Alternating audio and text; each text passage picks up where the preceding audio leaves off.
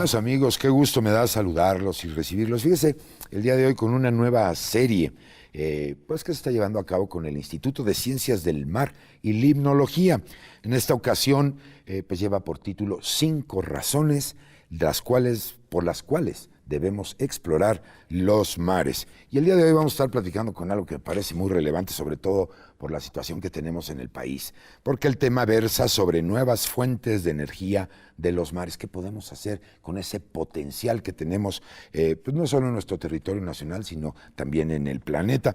Y pues para ello me da mucho gusto saludar a nuestros invitados del día de hoy, que como usted sabe, siempre procuramos que aquí, el Mirador Universitario, pues sean expertos que puedan platicar con todos ustedes que están versados en el tema y que sobre todo, pues a lo mejor tenemos inquietudes en algún tema en particular. Bueno, pues qué mejor que directamente de voz de los expertos. Así es que en primer término me da mucho gusto saludar y darle la bienvenida al doctor Miguel Ángel Alatorre. Él es investigador del Instituto de Ciencias del Mar y de Limnología.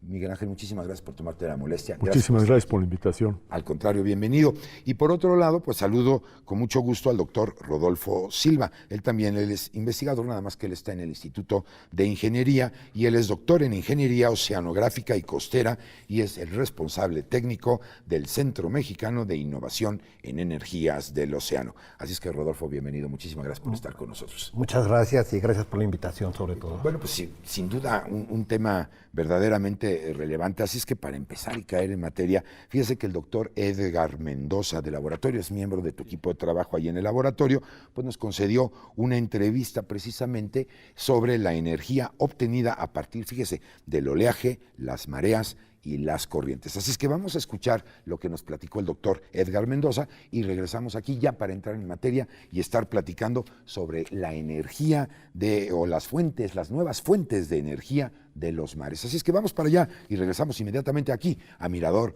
Universitario. Bienvenidos.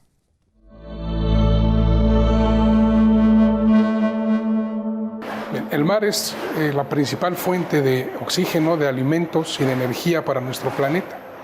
Eso nos da la gran oportunidad de aprovechar todos esos recursos, pero al mismo tiempo nos impone la necesidad de protegernos de él cuando por alguna razón, sobre todo atmosférica, nos exponemos a sus inclemencias o a sus eventos energéticos. Eso es lo que nos dedicamos a estudiar aquí, tanto cómo aprovechar su energía y todos los recursos que nos provee, como ingenierilmente cómo defendernos para que podamos vivir cerca del mar de una manera segura, tranquila y al mismo tiempo responsable con el ambiente. De manera que lo que tenemos aquí es un laboratorio en el que están dispuestos 2 canales de oleaje que tienen la capacidad de generar cualquier tipo de oleaje, sea monocromático, es decir, de una sola frecuencia, de muchas frecuencias aleatorias, o incluso tienen la capacidad de reproducir en pequeña escala oleaje medido realmente y ponerlo en condiciones controladas donde podemos entenderlo de mejor manera. De esta forma, aquí podemos hacer modelos pequeños de diferentes tipos de playas, de dunas, de diferentes aprovechamientos para tomar la energía del mar y convertirla en energía eléctrica y muchos otros modelos que nos ayudan a entender su funcionamiento, su interacción con las olas, y eso nos permite, además de hacer investigación, también proveer a la sociedad de herramientas y de conocimiento para entender de mejor manera cómo aprovechar estos recursos que el mar nos ofrece.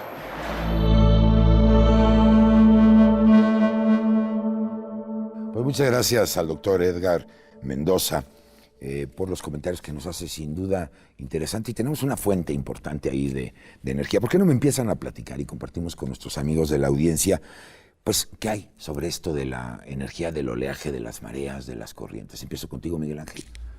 Sí, pues mi trabajo siempre ha sido, o fue durante muchos años, el investigar el océano, simplemente el verlo. O sea, bueno, el verlo implicaba ir en un barco y meter aparatos y tratar de entenderlo. Pero a finales de los años 80 apareció un problema muy importante en Cancún, y era la renovación del agua en el interior de la laguna de Cancún, de la laguna de Bojorques. Y entonces empezó a cambiar mi óptica. En vez de tratar de observar el océano como es, traté de ver si se le puede sacar energía, o sea, si el océano mismo nos puede ayudar a resolver sus propios problemas, ¿no? Y de ahí empezamos a tratar de aprender cómo podríamos sacarle energía al océano, ¿no? Sí, porque además, bueno, es una fuente rica en este sentido. Y bueno, ¿cómo? Sí. Para entender un poquito cómo se genera esta energía en los mares, Rodolfo. Bueno, en realidad casi todas las energías que encontramos en el océano están asociadas al Sol. De una u otra manera, o incluso al tema de los astros. O sea, en realidad el Sol es, digamos, en última instancia, un generador de diferencias de temperatura y con los cuales se genera el viento. El viento produce, digamos, una fuerza que lo conocemos como esfuerzo, la cual es capaz de mover la superficie del mar, que luego lo conocemos con oleaje. El tema de la atracción que tenemos con diferentes astros nos genera la marea y estos movimientos relativos. El tema de tener una profundidad, o sea, variaciones en la profundidad y diferentes composiciones geológicas, y nos empieza a dar, entre otras cuestiones, el tema de un gradiente en temperatura, un gradiente en salinidad, estas mezclas que tenemos de agua marina con agua dulce cerca de las costas. Al final, todas estas diferencias lo que hacen es que nos proporcionan de manera potencial una fuente de energía. Sobre esto, además, tenemos otras que en ocasiones las podemos separar o no de las fuentes marinas, como podría ser el tema de la biomasa, el tema también de la energía solar directa o la eólica, o la que es generada por el viento en el mar. Entonces, las diferentes formas de energía que tenemos en el mar es muy diversas, y eso lo que ha hecho, por ejemplo, en el caso de Ciencias del Mar, que es la primera institución dentro de la UNAM que empezó a trabajar todo el tema de energías y su uso, digamos, de manera responsable. Parte de lo que comentaba Miguel es cómo incluso utilizar la energía del mar sin tener que pasar por electricidad. Hay muchas fuentes, hay muchas maneras de poderlo utilizar. De hecho, hay fuentes que Miguel, que es todo un experto en esto, luego nos podrá explicar, pero hay fuentes, por ejemplo, de energía que nosotros podemos tener sistemas de enfriamiento que pueden servir de calefacción sin tener que pasar por la electricidad. Y así sucesivamente, tener agua potable, claro. Y es una manera mucho más eficiente. De hecho, cabe señalar que en esta dinámica de finales de los años 80 que se da en Ciencias del Mar, dentro de un grupo en el cual Miguel ha venido participando las últimas décadas, genera, digamos, esta colaboración entre otros institutos dentro de la misma UNAM y otras dependencias, y es lo que ha hecho que hoy día, cuando se ha dado la oportunidad de decir es una necesidad de país, y más que de país, de la humanidad, sí, de claro, cambiar la manera en que utilizamos las energías, de no partir de cero, de no decir es un nuevo requerimiento y vamos a partir, como en muchas ocasiones nos llega a suceder. Ya tenemos una plataforma que, si bien no es la más avanzada en el mundo, sí es de cierta relevancia si la comparamos, por ejemplo, con países de la misma condición como México en América Latina. Claro, tenemos, digamos, ya la necesidad a nivel mundial, tenemos la fuente, le podríamos poner la etiqueta de energía potencial, sí, ¿no? Que está ahí. Suena fácil, pero ¿cuáles son los inconvenientes para poder generar esta energía, Miguel Ángel? Pues los grandes inconvenientes son el exceso. O sea, precisamente cuando el mar desarrolla demasiada energía. Increíble, ¿no? Y entonces destruye los aparatos. Ajá. Todos los aparatos tienen que ser demasiado vigorosos, demasiado sólidos, para resistir huracanes, por ejemplo. Okay. Ese es claro, uno de los grandes problemas. El otro es la composición del mar. El mar tiene 3.5% de sal, pero esa sal no es uniforme, esa sal es de muchísimas sustancias. Entonces, cuando no reacciona una, reacciona la otra. Claro. Entonces, la corrosión es bárbara. Entonces, hay que hacer los aparatos a prueba de corrosión lo más posible, lo que los encarece muchísimo. Claro. Sí, no, y el mantenimiento, me imagino que de todo este equipo debe ser también caro, ¿no? Sí, hay dos cuestiones que yo añadiría a lo que comenta Miguel. Una de ellas es, además de ser muy caros esta tecnología, los materiales que se utilizan son muy pesados. Y eso lo podemos ver, por ejemplo, en industria petrolera, que es la que tenemos como antecedente. Tenemos que buscar materiales más ligeros para tratar de buscar que el mantenimiento sea más sencillo, más óptimo, claro, y demás, que es parte de lo que se ha buscado, por ejemplo, en los coches. Hemos pasado de tener el coche típico de los años 20, que era metal y que buscábamos que fuera todo de fierro, a pasar a coches que son mucho más seguros, mucho más ligeros, la fibra de vidrio, más fibra de carbono y demás. Lo mismo tenemos que caminar. Y la otra parte donde tenemos muy poca experiencia son con dos cuestiones que son muy importantes. Uno son los aspectos ambientales, los aspectos ecológicos. Como se tiene muy poca experiencia, realmente no sabemos de fondo cuánto es lo que se afecta. A veces esa afectación puede ser, digamos, la podemos hacer positiva o la podemos hacer negativa. Sobre todo si utilizamos estructuras, por ejemplo, que además de cumplir con la función de generar energía, puedan, por ejemplo, proteger la costa. Y la otra, que normalmente suena muy fácil, pero es muy compleja, es cómo es la aceptación de la sociedad. Exacto. O sea, a todos nos gusta la idea de pensar que vamos a tener energía limpia, renovable, pero a nadie le gusta tener al lado de su casa un aerogenerador, o en lugar de tener un parque con árboles, tener un parque en el cual lo que tenemos son celdas solares. Entonces, esos dos aspectos en el mar pueden entrar en conflicto con otras actividades. Entonces, en ese sentido, déjenme preguntarles cómo está una situación en México. Ya nos comentas algo de esto, y el impacto ambiental. ¿Se ha medido con lo que nos dice Rodolfo de todo esto? ¿Hay algún estudio que de alguna manera nos haya podido pues enseñar lo que puede pasar en términos del impacto ambiental, social incluso, de lo que nos están comentando, Miguel Ángel? Bueno, una de las experiencias que tuvimos fue con un trabajo que se hizo de una posible instalación de una planta OTEC. Okay. Esa planta es una planta gigante, ¿no? Y para sorpresa nuestra, los antecedentes de quienes la habían construido no se habían metido en este tema. Y entonces dijimos, bueno, vamos a tratar de incidir en este tema. Seguimos trabajando en hipótesis. Decimos, bueno, si trasladamos agua de un lugar con ciertas características a otro, ¿esa agua es indeseable o no es indeseable? Claro. Entonces, de acuerdo con la teoría, con lo que se sabe de cómo se comportan los organismos, pues entonces se pudo determinar teóricamente que no podría ser indeseable. Pero hasta que se pueda hacer, entonces es cuando podemos demostrar. Se tiene la contundencia ya de... Sí, la contundencia es hasta que se haga, ¿no? ¿Y las comunidades cómo aceptaban la idea de esta planta gigante, digamos? Hasta el momento nada más es cuestión de expectativa, ¿no? Ah, ok. Pero, por ejemplo, hay una planta que se quiso construir en Puerto Rico, una planta grande, y fue parada. Fue detenida precisamente por los posibles impactos ambientales. Fue una de las posibles causas de que lo detuvieron. Sí, sí. Y era una planta grande de producción, de explotación de energía, pero que sin embargo no les gustó tener semejante aparatote allí. Es el equivalente a una plataforma petrolera, pero muy cerca, muy visible en la orilla, ¿no? Sí, o que pudiera confundirse incluso en pensar a lo mejor es una cuestión nuclear o alguna situación de estas, ¿no? Sí. Que a nivel social podría interpretarse de esa manera, ¿no? Sí. Aquí cabe también señalar, cuando estamos hablando de grandes campos o grandes estructuras, y que la gente le afecta el paisaje, ya en automático hay como cierto rechazo, o sea, con todo y que sea limpia o que sea renovable, pero hay otros casos donde es muy positiva la aceptación, y es semejante a lo que nos sucede en las grandes urbes.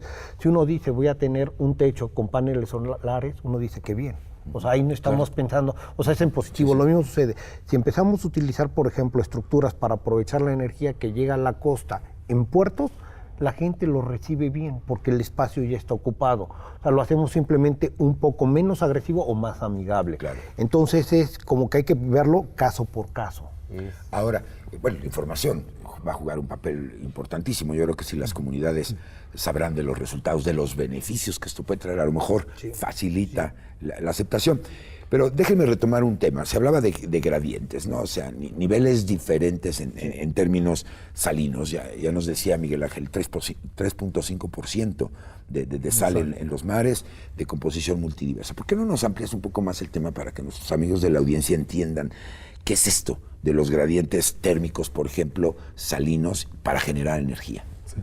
Una cosa que se averiguó después de 100 años de investigación, de estar monitoreando todo el océano, se encontró que en el fondo del mar hay una capa fría que viene de los polos.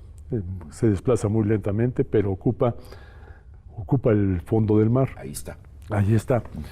La capa caliente, como decía Rodolfo, esa proviene del Sol y esa es inmediata. Esa es la radiación que viene sobre todo en el verano.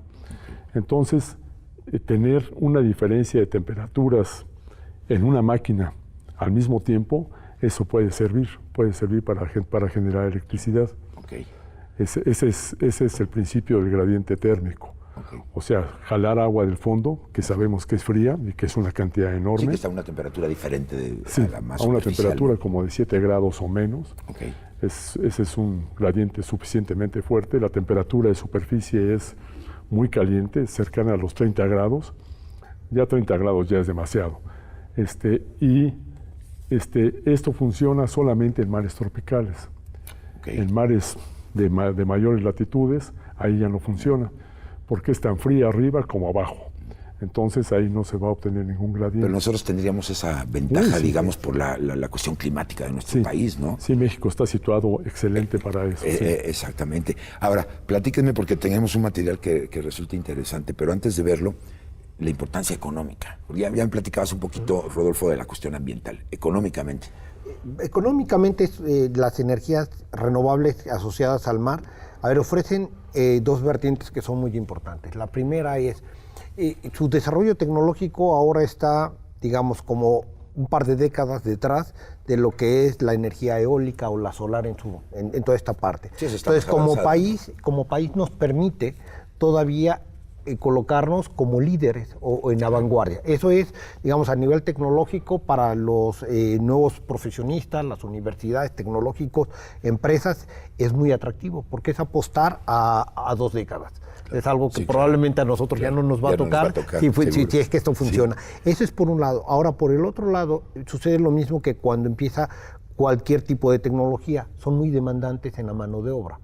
Entonces, en esta parte, por ejemplo, si se colocan estructuras en el mar, además de la estructura en sí mismo, hay que colocar cables para integrarlos a la red, dependiendo del tipo de infraestructura que se tenga, tuberías y demás. Entonces pero además es un detonador de empleos local, claro, directos en sí mismo.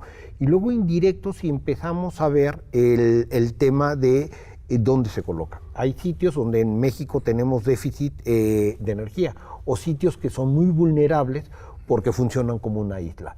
Y en ambos casos hay recursos, digamos, energéticos marinos suficientes como para suministrar en el, digamos, mediano plazo y ayudar un poco a los retos que tenemos para el 2024-25 y el 35, claro, de todo este tema de la transformación que necesitamos. Pues hasta ya tenemos ahí una buena opción. Creo que esa ubicación geográfica de nuestro país es valiosísima. Vamos a seguir platicando sobre este tema. Regresamos aquí a Mirador Universitario para seguir platicando sobre las nuevas fuentes de energía de los mares. Vamos para allá, ya volvemos, no se vaya.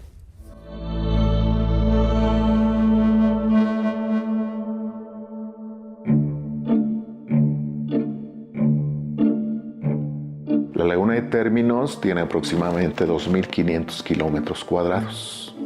Es una gran laguna, sumamente interesante desde todos los puntos de vista. Hay 4 ríos que desembocan en esta. La mezcla de agua nos va a dar diferentes ambientes de salinidad.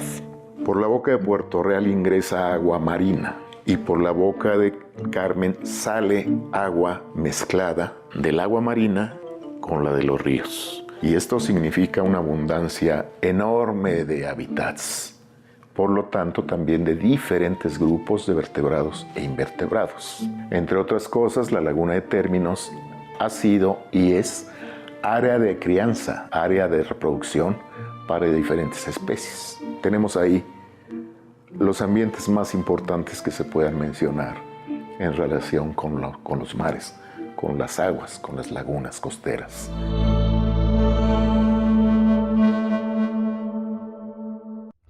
Bueno, pues muchas gracias por continuar con nosotros. Si usted, amigo mío, amiga mía, nos acaba de sintonizar, pues estamos platicando sobre las nuevas fuentes de energía de los mares. Muchas gracias al Centro Mexicano en Innovación de Energía del Océano por compartir con todos nosotros esta información. Me parece relevante, Rodolfo. ¿Qué opinión te merece sobre este centro? Platícanos un poquito qué es este centro. A ver, este centro tiene como varias fases. En la fase que estamos actualmente es un centro virtual donde todavía, digamos, no desplazamos capacidades. Las capacidades están en cada uno de los participantes. Dentro de los participantes tenemos, digamos, una gama muy variada. Dentro de la UNAM somos 10 dependencias que estamos colaborando. En total, contamos así como dependencias, porque en realidad por el tamaño de los institutos o las facultades, es propiamente el tamaño que puede ser una universidad foránea o un centro de investigación foráneo, tranquilamente. Entonces formamos en realidad 39 instituciones de educación o centros de investigación superior. Y a eso le sumamos 3 empresas. 3 empresas, porque parte de lo que busca este centro es vincular la academia, todos los centros, la investigación orientada a que podamos llevarla a la cadena productiva para realmente ir resolviendo el problema de fondo. Sobre todo si nos situamos que como base tenemos la nueva reglamentación que tenemos en industria eléctrica. Entonces es, digamos, una iniciativa de gobierno, la cual se concursa, así como está este centro que se dedica a los temas del océano. Hay otros centros que la UNAM es líder en uno de ellos, que es en el tema de solar, está el de geotermia, está el eólico de viento, y estamos iniciando casi a la par los de biocombustibles y océano. En esta tenemos, digamos, como 4 líneas estratégicas que van, digamos, con las principales fuentes en las que debemos de desarrollar. Todavía hay mucha oportunidad de desarrollo tecnológico, que ya las hemos mencionado de una otra forma, que es gradiente salino, gradiente térmico, lo que es oleaje y lo que son corrientes y mareas. Serían, digamos, las 4, pero luego tenemos un área transversal, funcionamos como una matriz.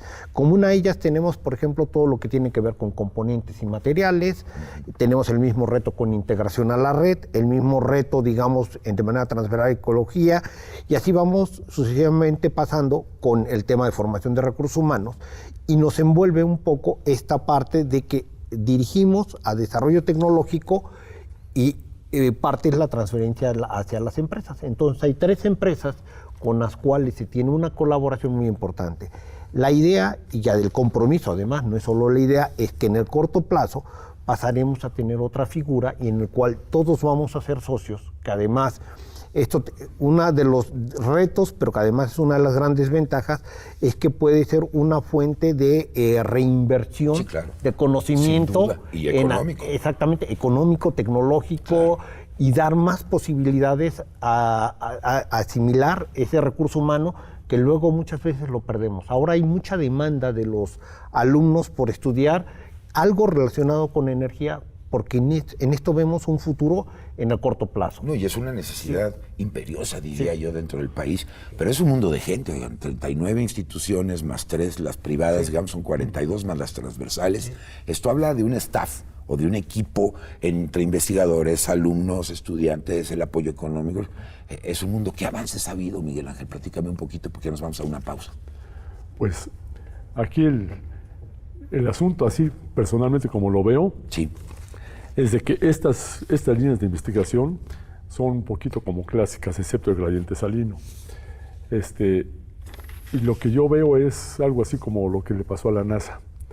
A la hora de intentar algo, descubrió muchas otras cosas alrededor.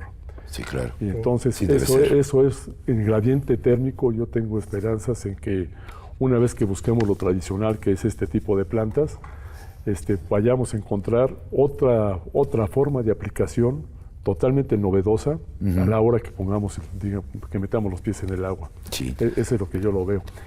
Y lo que veo con respecto a los jóvenes es de que se están abriendo, o sea, quieren hay interés. Hay mucho interés, en descubrir cosas nuevas. Claro. Y eso me gusta mucho, ¿no? Sí, yo creo que la generación del conocimiento siempre es maravillosa. Los que estamos en las instituciones de educación, bueno, resulta algo maravilloso. Pero permítame, los invito, y usted también, deme un momentito, vamos a una pausa y regresamos aquí a Mirador Universitario para seguir platicando sobre las nuevas fuentes de energía de los mares. Sin duda, un tema apasionante que además no solo verlo por bonito, ¿no? Como tú comentabas al principio, que te da una paz y una tranquilidad fabulosa, sino también por lo que de alguna manera representa como un recurso para todos nosotros, y ahora con esta necesidad de generación sustentable de energía y ya no de esa dependencia que tenemos de los recursos fósiles. Así es que vámonos para la pausa y regresamos aquí a Mirador Universitario. No se vayan.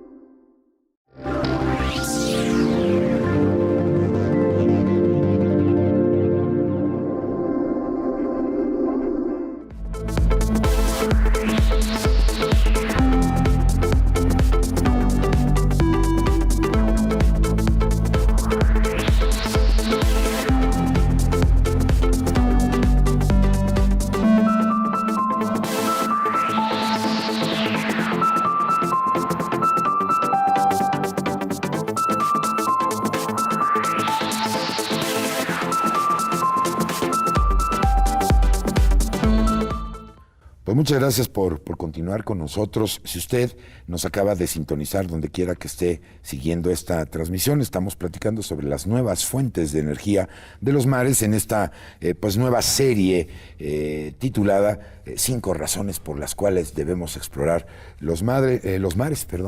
Y fíjese usted que resulta bien interesante porque cuando hablamos de los océanos, me parece, no sé, a lo mejor ustedes comparten conmigo este sentimiento, nos inspira algo emocional, algo de tranquilidad, algo de belleza, pero técnicamente es una fuente rica y poderosa, además de generación de energía. Ya nuestros invitados nos han estado platicando. Yo les invito a que les pregunten todo lo que usted quiera. Ya las líneas de contacto están apareciendo en su pantalla para que sea usted tan amable de enviarnos ya sea un correo electrónico a través de redes sociales o de las vías telefónicas. Pregunte todo lo que usted quiera y además, si a lo mejor usted tiene la inquietud de que algún tema sea abordado aquí en Mirador Universitario, pues con mucho gusto háganoslo saber y con mucho gusto le daremos salida. En esta parte emocional que les comento yo, la pasión, y eso se les nota a los dos y me imagino que a todo este gran equipo igual. Platícame tu experiencia en esto del avance, Miguel Ángel. Mira, los ejemplos, etcétera. Quería platicar del gradiente salino, o alino, como lo llaman algunos libros. La primera vez que lo vi en una enciclopedia de los años 60. Wow. Y era exclusivamente ciencia ficción. Entonces dije, eso no es posible, ¿no? Sí, claro. Y la cuestión era poner en contacto agua salada y agua dulce. El agua dulce viene de los ríos, el agua salada inmediatamente en el mar. Y según teóricamente se puede crear una diferencia de altura juntando esas dos aguas de más de 200 metros. Sí. Eso ya es una presa gigante, ¿no? Eso ya son palabras mayores. Lo mencionaban ahí.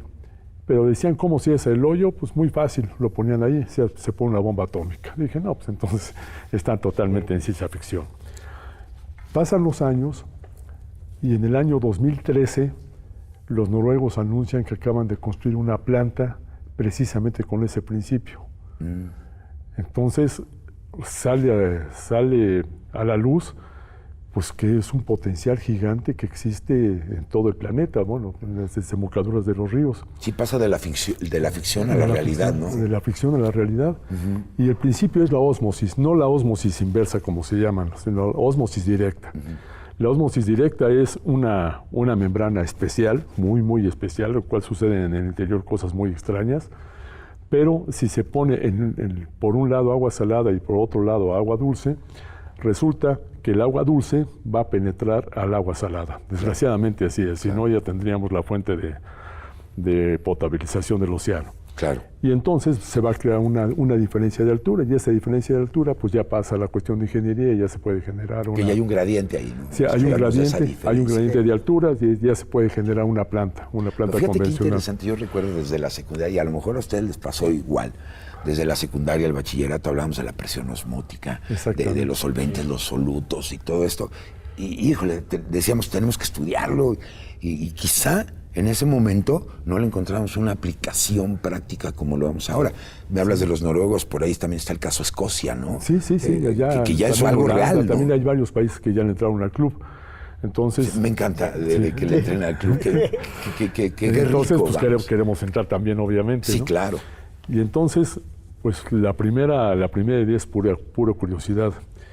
Yo tengo mi forma de ser, de actuar lo hago al revés. Okay. Primero actúo, después pienso. Ese es un buen consejo para todos ustedes. Primero hago los experimentos y después trato de explicarlos y después ya empieza la cadena, ¿no? Pero normalmente debería hacerse al revés. Sí, claro. Entonces decidimos hacer el primer experimento de ósmosis directa. Okay.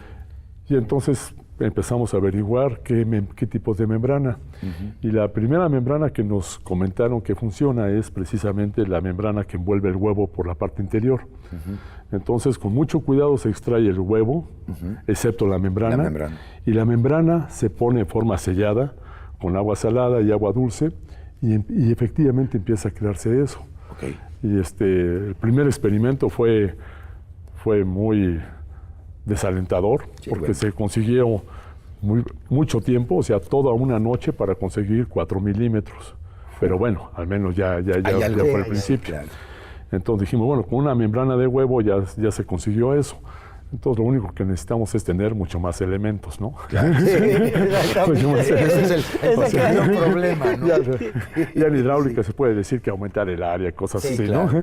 Claro. Pero por ahí estamos, ¿no? Pero bueno, el objetivo, ya lo entendimos, no es buscar membranas orgánicas, sino desarrollar membranas inorgánicas que logren tener un diferencial de eso. Los noruegos hablan de un diferencial de 4 metros. Eso ya es redituable, pues, claro, ¿no? Y seguro que se pueden conseguir membranas hasta los 200 metros. No puede ser al infinito. Eso ya teóricamente ya está calculado que hay un límite. Pero bueno, todo es cuestión del desarrollo de la membrana. Entonces ya la cuestión es enfocarse sobre ese punto. Sobre eso para buscar. Esa es la pasión a la que yo me refiero, y yo creo que en nuestro país precisamente una de las características de nuestros investigadores es esa, ¿no? Generar preguntas para ver cómo contestarlas, la pasión que está en todo el bagaje y una frase que dice, no hay viaje de 1000 millas que no empiece con un primer paso, y que regresamos inmediatamente aquí a Mirador Universitario.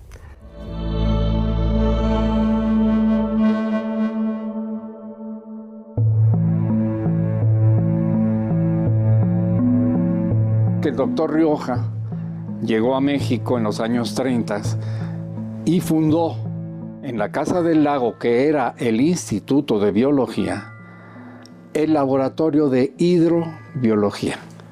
Y ahí, pues, trabajaba el doctor Rioja con alumnos que tenían la oportunidad de formarse con él, porque pues, es una de las personas más cultas que ha habido sobre conocimientos de los organismos marinos.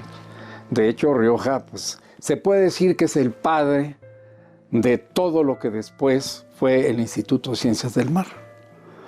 Ahí, en ese laboratorio, llegó la doctora Caso. Trabajó la doctora porque llegó ahí, conoció al doctor Rioja, y el doctor Rioja le recomendó que se especializara en equinodermos, porque ella tenía especial interés en estudiar este grupo de organismos. Resulta que a partir de ese laboratorio, se formó después el Departamento de Ciencias del Mar y Limnología de la UNAM. Ya dentro del Instituto de Biología representaba un departamento muy importante.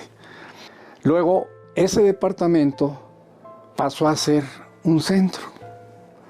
A mí me tocó, tuve el honor de que me nombraba el doctor Soberón, me nombró director, el primer director de una entidad que se llamaba Centro de Ciencias del Mar y Limnología.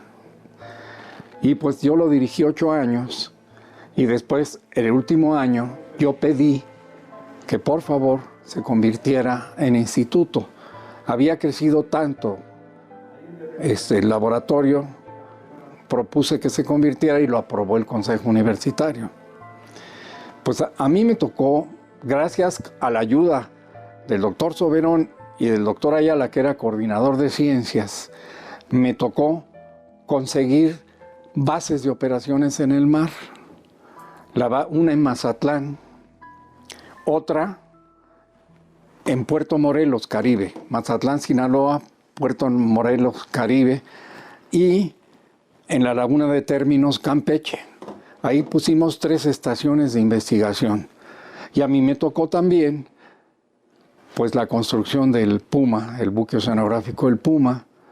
Tuve que ir a Noruega, tuvimos que poner a concursos astilleros internacionales, sobre todo alemanes y noruegos. Ganaron los noruegos los concursos y nosotros nada más pedíamos que fueran ciertos tipos de barcos con ciertas características, se estudiaran los barcos que antes existían de esas dimensiones, y después de hacer un estudio de los mejores barcos que han existido en ese tamaño, surge un nuevo barco que se puso de moda hacerlos igual. De hecho, los australianos hicieron un buque similar. Y eran barcos, esos barcos noruegos han sido la maravilla, pero ya tienen más de 30 años. Todo esto fue del año 73 al año 1981. Entonces, en ese lapso, pues los barcos a finales de este periodo se construyeron, porque para convencer que hubiera barcos, pues no era nada fácil, ¿no? Y uno de los barcos, el Puma, el doctor Soberón nos ayudó para que se comprara el Puma, y se compró el Puma. Y ese barco fue construido con todos los detalles para que fuera en su categoría el mejor buque oceanográfico en ese momento. Después, Petróleos Mexicanos apoyó el que consiguiéramos el segundo barco, y entre Petróleos Mexicanos y el CONACYT pagaron el segundo barco y se lo regalaron a la UNAM por los trabajos que estábamos nosotros haciendo, que eran muy importantes, sobre todo en contaminación, cuando el Iztoc, el primer desastre que hubo de un pozo petrolero en el mar, pues ya prácticamente la construcción también del Justo Sierra, que después ese barco ya llegó a México cuando yo estaba construyendo en Noruega. Cuando yo lo convertí en instituto, llegó el barco a México, porque me tocó cacharlo. Pues muchas gracias por platicar con nosotros sobre cómo resolver los problemas para obtener energía, mi querido Miguel Ángel. Adelante. Bueno, un caso así extremo, Venga. pero que no lo era, o sea que empieza a serlo, es el satélite de Júpiter que se llama Europa. Ajá. Ese da la casualidad que está cubierto por una capa de hielo. Y después, con observaciones de satélites, se observó que la capa de hielo está fracturada en una forma dinámica, o sea, se va cambiando. Okay. Lo cual surge inmediatamente la hipótesis de que está flotando sobre agua líquida. Eso no es extraño porque ya se encontró que en la Antártida también suceden cosas de ese tipo. Uh-huh. Si eso es cierto, entonces puede empezar a pensarse en un sistema de obtención de gradiente térmico a partir de eso. Wow. Y cuando nos íbamos a imaginar poder ver esto en el satélite Júpiter, ¿no? Sí. Pero bueno, ahí va el avance. Te escucho, Rodolfo. Sí, parte de lo que quería comentar es, digamos, todas estas fuentes de energía potenciales que se tienen no están igualmente distribuidas en el país. México casi en todos los mares tiene la posibilidad de un tipo o de otro, o puede tener 2 o 3. Algo que ahora se empieza a explorar, por ejemplo, este potencial que tenemos, regresando a gradiente salino, por ejemplo, que es, digamos, la novedad, que es una de las joyas de la corona que podemos tener a nivel de país, es por la cantidad de lagunas costeras que tenemos. Que ahí se genera bastante gradientes en zonas que están protegidas por su conformación geomorfológica, Claro. y también, por ejemplo, lo más sencillo es decir un cenote. En un cenote de estos que descargan Sin duda. en la zona marina o en una laguna costera, ahí se tiene agua dulce que viene de manera subterránea, Subterránea. y la tenemos como si fuera en un conducto. Sí, claro. Habrá que ver cuáles son las posibles repercusiones ambientales al medio, si se utilizan o no. Pero México tiene así muy distribuidas en otras zonas. No es todo el país, tenemos gradientes por mareas. Otra de las joyas de la corona que tiene México es la corriente que pasa entre Cozumel y el continente, que es, a diferencia de lo que sucede en las experiencias que se han llevado en casi todo el mundo, va siempre en la misma dirección. No tiene el problema de lo que llamamos comúnmente factor de planta. ¿Cuánto tiempo puedes ocupar esa energía? Claro. Aquí sería constante. Y así sucesivamente, que es parte de, digamos, de los grandes potenciales que tenemos a nivel de país. Entonces, potencialmente tenemos ahí una riqueza fuente. Por otro lado, es un proceso incipiente en México. Estamos empezando a entrarle a esta parte. ¿Qué alternativas podrían ustedes platicarme sobre la energía oceánica? ¿Qué otros modos podemos tener para usar esta energía? Creo que ha quedado claro ahorita pues, la dificultad que tiene en términos de la generación del conocimiento, de su explotación, de la infraestructura que se requiere. Pero a grandes rasgos, Miguel Ángel, ¿cuáles son estas alternativas energéticas? Lo que es inmediato es el oleaje, ¿no? El oleaje, ok. El oleaje existe en todo el territorio nacional, en unos lugares mucho más intenso que en otros, y se puede hacer una aplicación de energía, de obtención de energía a partir del oleaje. Okay. Aquí la imaginación no tiene límites. Si uno se pone a buscar, hay cantidad de prototipos ya desarrollados, hay muchísimos más en mente. O sea, ahí la imaginación está totalmente abierta, ¿no? Le das a libre albedrío, ¿no? Sí. Que yo creo que esa es una parte fundamental que veo en esto. Es decir, está ahí la riqueza, pero ahora el cómo es lo que motiva, ¿no, Rodolfo? Sí, exactamente. Y yo creo que en un futuro cercano, a lo que vamos a ir caminando es a tener estructuras que cumplan diferentes fines.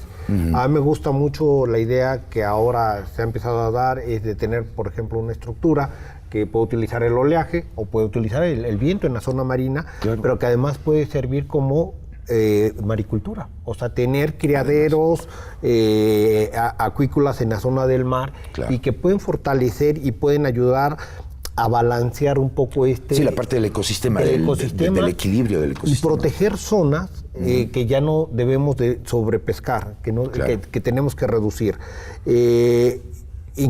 Como estructuras que protejan, como incluso islas artificiales que pueden servir. Creo que aquí la imaginación puede ser muy grande y eso inmediatamente haría más económico, menos costoso las estructuras, porque entre varios usuarios las estarían pagando. Correcto.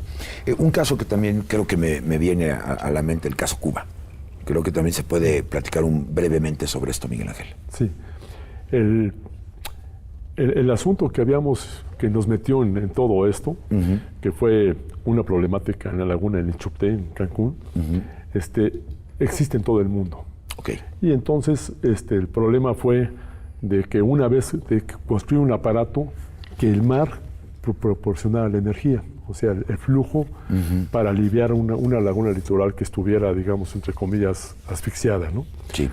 Esto lo promovimos mucho a nivel nacional, sin éxito, Okay. porque bueno, todo el mundo quería la prueba.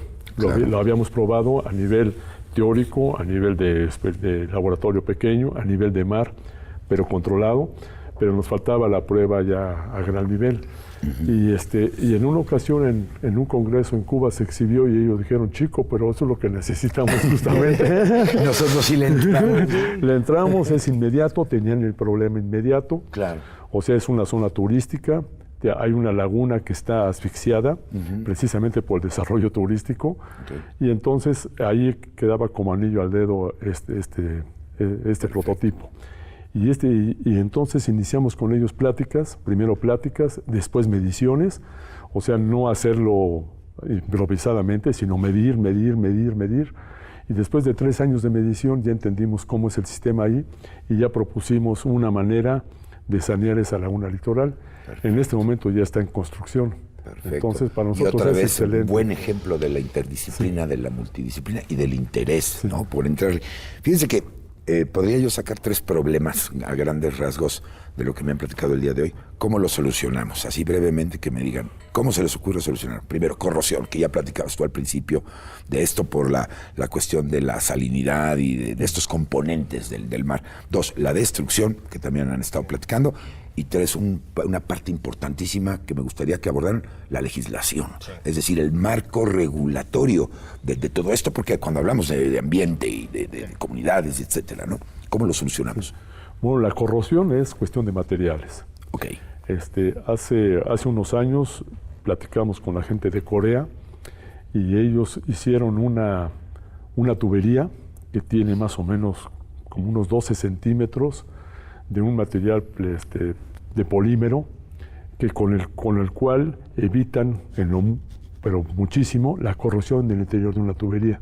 Okay. Entonces ellos ya lo resolvieron de esa manera. Con eso. Es un material ligero, caro por el momento porque es experimental, pero cuestión de materiales, no es nada más cuestión de titanio porque se nos va a acabar, ¿no? Ese es, no hay costo. El costo. De alguna manera. La cuestión del impacto. De la destrucción. De la destrucción. Entonces ahí tenemos 2 opciones, o poner el aparato en tierra o poner el aparato flotando. Okay. El aparato flotando es mucho más vulnerable y mucho más caro. Claro. Entonces la cuestión es desarrollar más la tecnología en tierra donde puede quedar un poquito más protegida. Un poco más, no totalmente, ¿no? Sí. Se puede inundar una parte, pero eso se resuelve, ¿no? Claro. Y la tubería va enterrada a lo largo de la costa, ¿no? Esa es una manera de protegerlo. Entonces, hacer desarrollos más, lo que se llama tierra adentro, ¿no? Okay. Bueno, en la orilla. ¿Y ¿no? el marco regulatorio, Rodolfo? Sí, bueno, quería retomar esta de la última opinión de Miguel. Hay algo que hoy día se está trabajando, y hago la analogía con lo que tenemos, digamos, en nuestras casas. Tenemos 2 posibilidades, por ejemplo, con una red eléctrica, hacerla, digamos, mucho más resistente, mucho más robusta, lo cual puede ser un peligro, que es lo que normalmente las experiencias que tenemos cerca del mar de hacer estructuras que resistan grandes embates, y no tomar estas experiencias de las casas de tener estructuras que tienen, por ejemplo, un fusible. Que cuando suceda, por ejemplo, un evento extraordinario, sea como el fusible que se rompe, y a veces es más económico darle mantenimiento al fusible que retener una estructura que pueda soportar el todo. El marco regulatorio, en algunos ámbitos tenemos problemas muy serios. Por ejemplo, en este caso se ha avanzado mucho en el desarrollo, por ejemplo, de áreas naturales protegidas en la zona marina. Pero no tenemos un marco regulatorio que nos diga, tenemos polígonos de aprovechamiento energético. Simplemente por delimitación, no tenemos experiencia, no tenemos la gente preparada, ni esta parte, digamos, documental, como para poder resolver los aspectos de trámites. Pues tendremos que entrarle en algún momento. Y bueno, también tenemos que entrarle a la salida del programa porque el tiempo en televisión es inexorable. Así es que muchísimas gracias por haber estado con nosotros, tanto Miguel Ángel, Rodolfo. Podríamos platicar aquí horas. Ya nos vamos y a manera de conclusión voy a hacer un tipo juego. Sí. Con una sola palabra, les voy a pedir que por favor me contesten por qué debemos explorar los mares. Una sola palabra, no sin antes de nueva cuenta agradecer su disposición de estar con nosotros. Miguel Ángel. La palabra que yo pondría sería imaginación. Imaginación, me encanta. Y yo la que pondría es futuro. Futuro, perfectamente. Sí. Y yo le pondría una tercera que dice riqueza en nuestro país. Así es que, y pues es rico también este programa. En nombre de este gran equipo de producción del staff maravilloso, muchas gracias por la transmisión de este programa. Yo los invito para que ustedes nos acompañen siguiendo las transmisiones de Mirador Universitario, no sin antes, por supuesto, agradecer el privilegio de su atención. Yo soy Carlos Esquivel Lacroa, por supuesto, agradeciendo el que nos hayan acompañado en esta emisión más de Mirador Universitario. Muchísimas gracias a los dos. Será un placer. Le vamos a dar seguimiento a ver cómo vamos con esto. Y la pasión, cuando hay entrega, como lo hemos visto en nuestros invitados del día de hoy, seguramente las cosas van a salir muy bien y sobre todo son mexicanos. Así es que hasta la próxima. Muchas gracias. Nos vemos.